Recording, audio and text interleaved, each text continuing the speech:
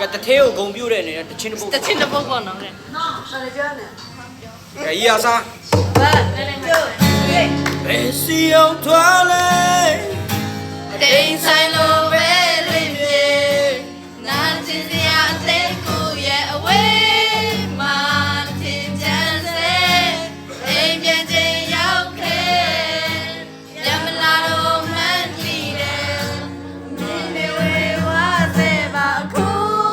ငါ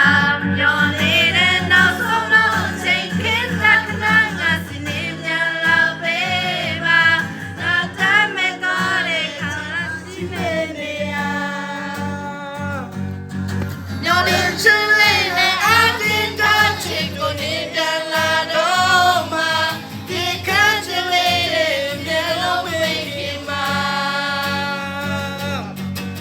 နောက်ဆုံးတော့စကလေးမှာနောက်ဆုံးတော့ဆူလေးမှာနောက်ဆုံးနဲ့ပြောင်းလဲနေချင်တာ